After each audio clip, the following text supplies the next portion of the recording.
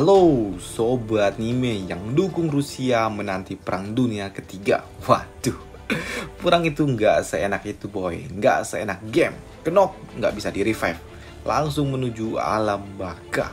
Siksa kubur, panas. Dalam kesempatan kali ini kita lanjutin lagi Martial God Asura. Langsung aja yuk kita gas.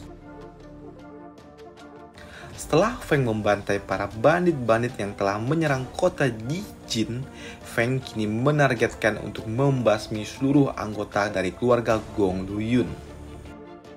Tak lama setelah Feng pergi dari tempat para bandit, kini Lord dari kota Vermilion Bird sangat terkejut dengan apa yang ia lihat. Karena dirinya melihat pemandangan yang sangat mengerikan, di mana potongan-potongan daging segar ada di mana-mana. Bahkan Lord ini pun sempat berpikir untuk menjauhkan putri-putrinya dari Feng, karena ia tahu Feng ini sangat berbahaya dan memancing suatu bahaya ke tempat atau ke sekitarnya. Beberapa hari kemudian, di tempat lain ada seorang penduduk sipil yang bonyok digampar oleh Feng. Di sini Feng pun bertanya di mana Gong Luyun berada. Mendapatkan pertanyaan dari Feng yang mengincar tuannya, si kampret kecil ini malah memilih untuk dieksekusi saja daripada memberitahu di mana posisi tuannya. Di sini Feng pun tidak kehabisan akal. Ia mengancam akan menyiksa bocah itu hingga bocah ini memohon untuk dieksekusi saja. Mendapatkan peringatan keras dari Feng, si kampret ini pun mulai berpikir dua kali. Ia bertanya jika dirinya memberitahu di mana posisi Luyun, apakah Feng akan melepaskan dirinya? Ya, hal itu pun disanggupi oleh Feng. Ketika si kampret ini memberitahu di mana posisi Luyun yang saat ini berada di Gunung Bai, ia memberitahu kalau Gong Luyun saat ini sedang mengikuti suatu pemburuan yang diikuti oleh murid-murid kelas atas dari sekte Azure Dragon. Si kampret ini juga memberitahu kalau masih ada waktu sekitar 3 hari sebelum acara itu dimulai. Karena jika event itu telah dimulai, maka pintu akses menuju pegunungan itu akan segera disegel. Mendapatkan informasi yang sangat bagus, Feng kini dapat mengakhiri hidup dari si kampret itu dengan sedikit rasa sakit. Ya, kayak digigit semut gitulah.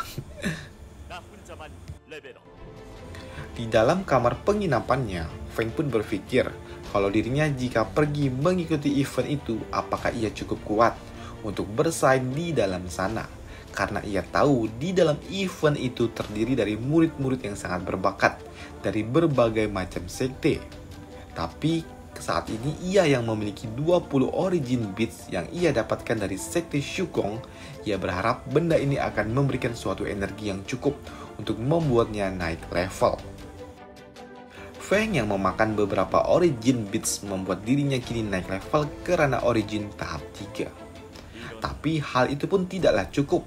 Ia menelan semua pil yang ia miliki dan memaksa dirinya untuk naik level ke tahap origin tingkat 4.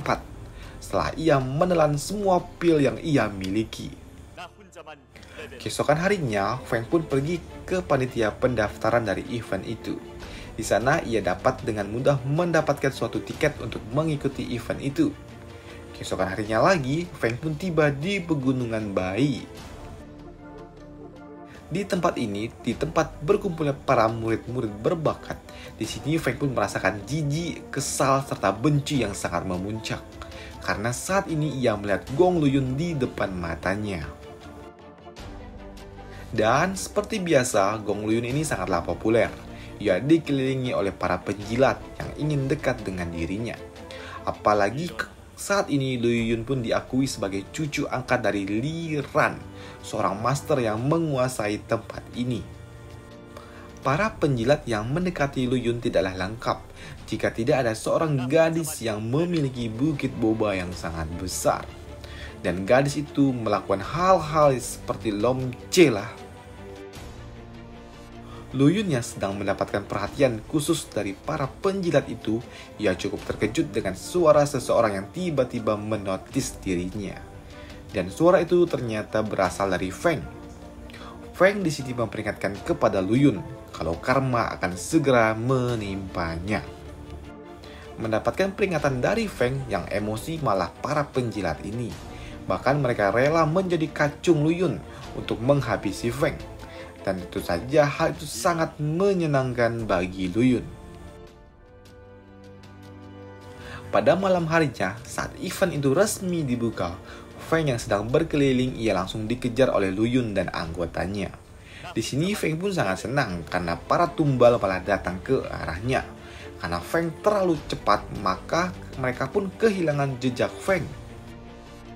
Mereka yang pergi berkelompok dan kehilangan jejak Feng setelah melakukan pencarian, mereka pun memutuskan untuk berpisah dan kembali ke misi utama mereka, yaitu mencari tanaman-tanaman herbal.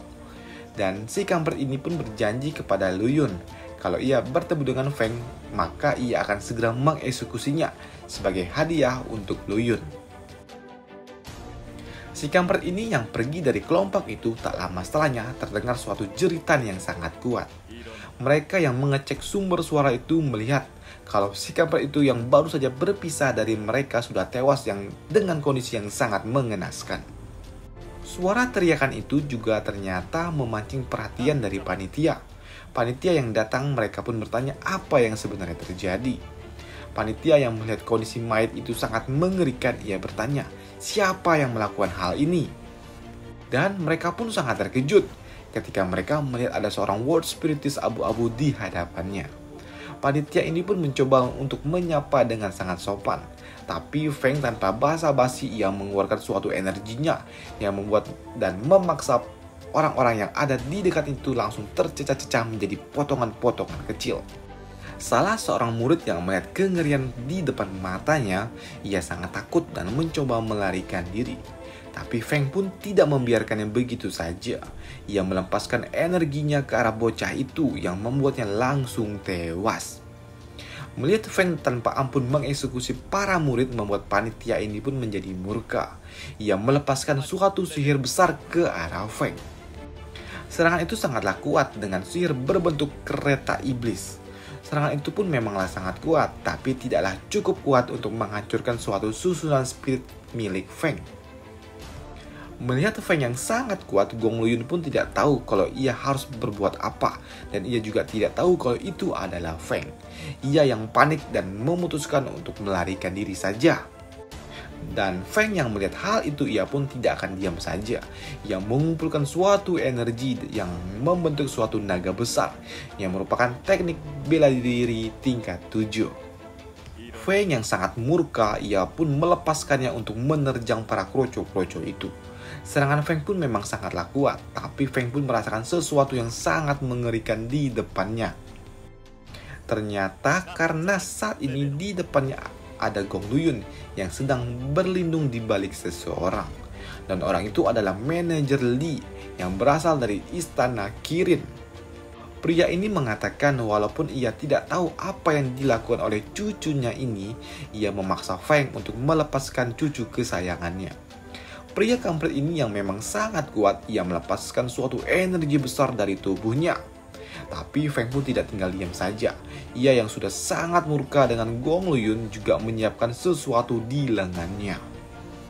Melihat Feng yang tidak mau melepaskan cucunya, memaksa Pak Tua ini juga menyiapkan sesuatu di tangannya. Di mana Pak Tua kampret itu melakukan inisiasi untuk menyerang Feng dengan kekuatan miliknya.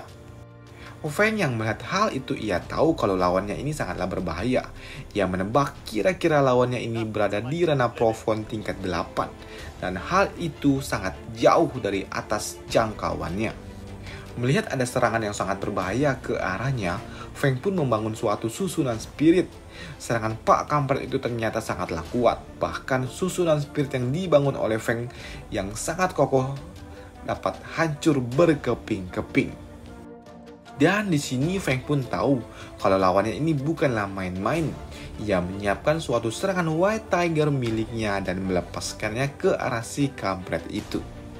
Si kampret ini juga tahu kalau serangan itu bukanlah serangan biasa tingkat rendah. Si kampret ini dengan sangat luar biasa dapat menghindari serangan berbahaya yang dilepaskan oleh Feng. Serangan Feng ini sangat luar biasa karena dapat menghancurkan apapun yang mengenainya. Mendapatkan serangan dari Feng malah membuat si kampret ini menjadi girang.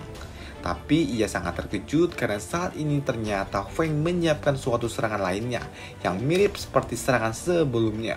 Bahkan kini serangan itu lebih kuat atau 5 kali lebih kuat daripada serangan sebelumnya.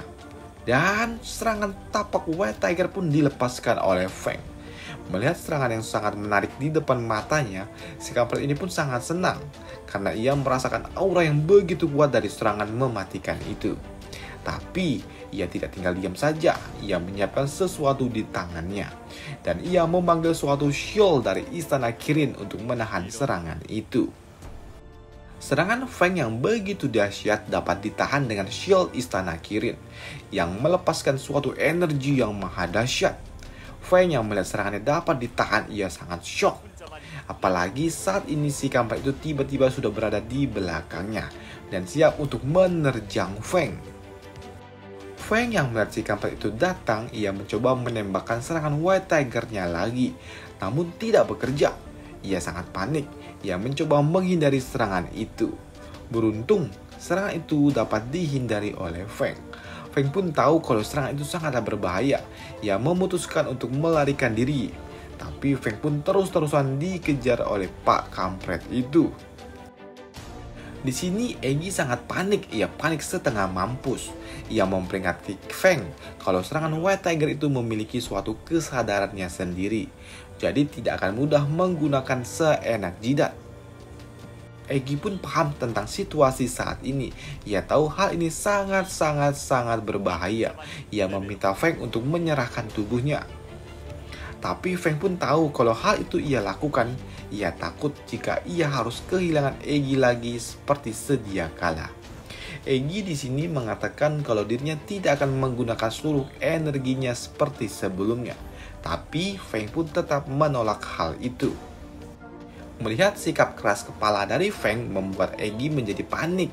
Ia meminta Feng untuk cepat-cepat bertukar tubuh dengan dirinya. Jika Feng mati, maka Eggy juga bakal mati. Si kampret ini yang terus-terusan mengejar Feng, ia menyiapkan sesuatu di tangannya untuk menghajar Feng. Feng tahu ini merupakan teknik tingkat 6 yang sangat berbahaya, apalagi digunakan oleh seseorang yang berada di ranah profound tingkat 8, karena hal ini akan sangat berbahaya. Feng yang merasakan tekanan yang sangat mengerikan, ia memaksa tubuhnya hingga ke tahap puncak. Sikap dan tekad dari Feng ini memaksa dirinya melepaskan suatu Golden Blood Lightning yang membuat Feng dapat bergerak di luar nalar manusia. Dengan tekad yang sangat luar biasa dari dalam tubuh Feng, membuat Feng kini tanpa sadar mendapatkan suatu jurus baru yang dapat membuatnya melayang di udara. Feng yang dapat terbang di udara membuatnya memiliki chance lebih untuk dapat melarikan diri dari kejaran si kampret itu. Karena pada dasarnya si kampret ini juga tidak dapat terbang. Melihat Feng yang dapat terbang menjauh dari dirinya, membuat si kampret ini pun terheran-heran. Ia sangat bingung dan bertanya-tanya bagaimana mungkin Feng dapat terbang. Padahal Feng bukanlah kultivator yang berada di ranah Heaven. Karena pada dasarnya, kultivator yang dapat terbang hanyalah kultivator yang sudah berada di ranah Heaven. Si kampret ini yang masih terheran-heran, ia dihampiri oleh si kampret kecil ini. Ia bertanya apa yang digunakan oleh World Spiritus itu, kek? Tanyanya. Si kampret ini mengatakan kalau yang digunakan pria itu adalah teknik rahasia. Ia juga meminta kepada Luyun untuk berhenti dan keluar dari event ini. Karena hal ini sangatlah berbahaya untuk Luyun. Karena ia tahu World Spiritus itu bukanlah lawan yang dapat dihadapi oleh Gong Luyun. Dan sebagai gantinya, ia akan mengajak Luyun untuk ikut dengan dirinya ke Istana Kirin untuk belajar seni bela diri. Dan tentunya hal itu membuat si kampret kecil ini sangat senang. Dan ternyata hal ini dilakukan oleh si kampret itu karena si kampret ini mendapatkan suatu surat. Surat yang memberitahu kalau Luyun itu sebenarnya adalah anak kandungnya. Yang merupakan anak haram yang ia dapat dari hasil dirinya dengan ibunya Luyun. Dengan kata lain, ayahnya Luyun sudah kena NTR sama si kampret ini. Sungguh fakta yang sangat membagongkan. Dan sampai sekian dulu video kali ini karena di luar lagi gerimis hujan. Aduh, musim hujan. Dan sampai jumpa di video selanjutnya. Bye.